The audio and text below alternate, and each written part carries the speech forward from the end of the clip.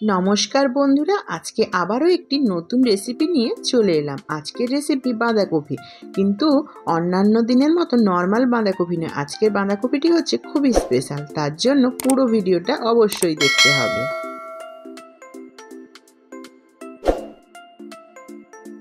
এখানে আমি কড়াইতে অলরেডি তেল গরম করতে বসিয়ে দিয়েছি, আর এখানে আমি এবার দিয়ে দেব ফোড়নে 5 ফোড়ন। আপনারা কেউ যদি চান গোটা জিরেও ব্যবহার করতে পারেন। দিয়ে দেব 2টো শুকনো লঙ্কা।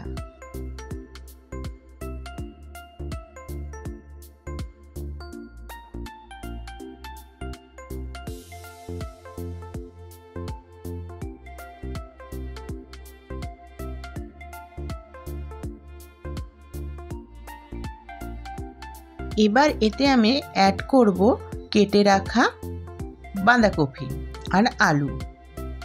শুধু কেটে রাখা নয়, কেটে ধুয়ে নিয়েছিলাম আমি, যাতে জলটা ঝরে যায়।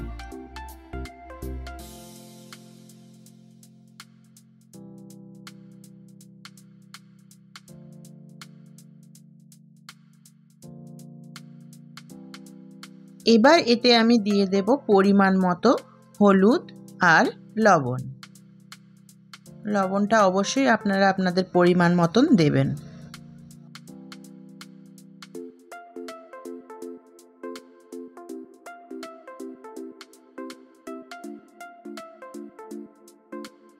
ভালো করে কিছুটা নেড়ে চেড়ে আমি একটা টমেটো এতে দিয়ে তারপর আমি এটা ঢাকা দিয়ে দেবো কিছুক্ষণের জন্য।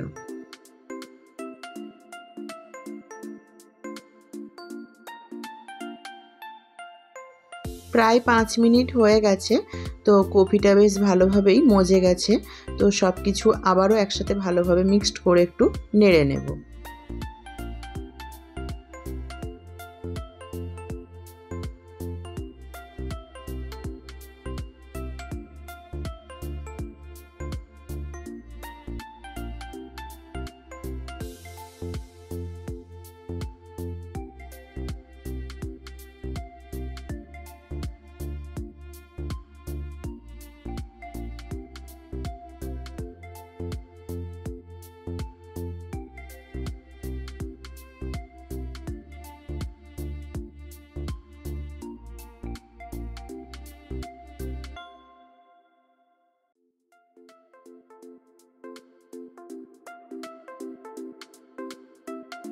দুবার আমি ঢাকা দিয়েছিলাম, 5 10-15 মিনিট।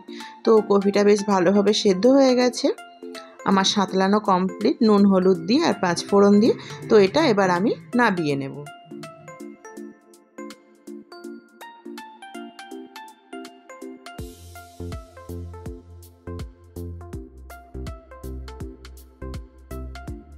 কড়াই বসিয়ে অলরেডি আমি তেল বসিয়ে দিয়েছি। তেলটা একটু গরম হয়ে গেলে এতে দিয়ে দেব একে একে মশলাগুলো।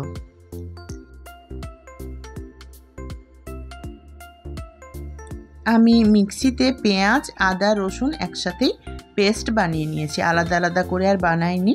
যেহেতু একটু তাড়া ছিল সেই জন্য একসাথে একটু পেস্টটা বানিয়ে নিয়েছি। আপনারা চাইলে কেউ আলাদা আলাদা করেও পেস্ট বানাতে পারেন। ভালো করে আমি এবার মশলাটা ভেজে নেব।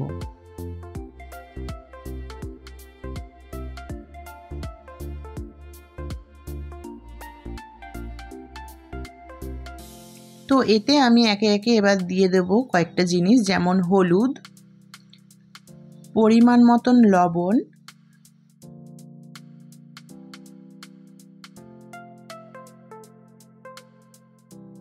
আর সর্বশেষ লঙ্কার গুঁড়ো। আর একটা কথা বলে নিই, নুনটা যখন দেবেন অবশ্যই দেখে দেবেন, কারণ সাঁতলানোর সময় আমরা নুন দিয়েই সাঁতলেছি। সেই জন্য এখানে কম পরিমাণ, যতটা পরিমাণ লাগবে ততটা পরিমাণই দেবেন, না হলে বেশি হয়ে যেতে পারে। তো এখানে আমার মশলা কষানো অলরেডি তৈরি হয়ে গেছে। এবার এতে আমি একটা দিয়ে দেবো সেই স্পেশাল জিনিসটি, যেটা দিয়ে বাঁধাকপি করলে জাস্ট দারুণ লাগে। দিয়ে দিলাম একটা মাছের মাথা।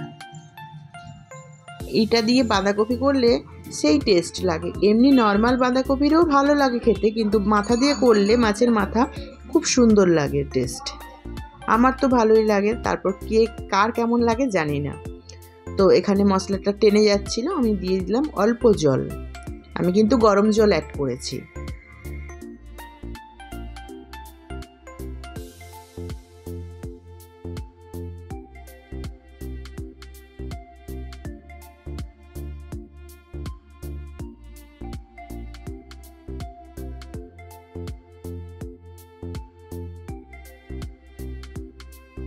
এইভাবে কিছুক্ষণ মাছের মাথা আর মশলাটা কষিয়ে নেওয়ার পর এতে আমি দিয়ে দেব সাঁতলে রাখা বাঁধাকপি।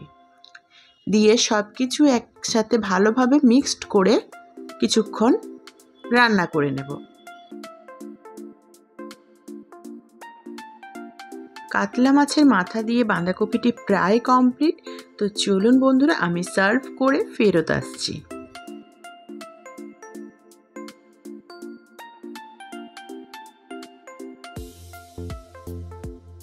আমি আপনাদের সবার সামনে সার্ভ করে দিয়েছি কাতলা মাছের মাথা দিয়ে স্পেশাল বাঁধাকপিটি। ভিডিওটি কেমন লাগলো অবশ্যই কমেন্ট করে জানাবেন। আর আমার চ্যানেলের ভিডিওগুলি যদি আপনাদের ভালো লেগে থাকে অবশ্যই সবার সঙ্গে শেয়ার করে নেবার আর সাবস্ক্রাইব করে দেওয়ার অনুরোধ রইল। আজকের মতো এইটুকু, দেখা হবে নতুন আরেকটি ভিডিওতে। ততক্ষণ সবাই সুস্থ থাকবেন, ভালো থাকবেন, সাবধানে থাকবেন।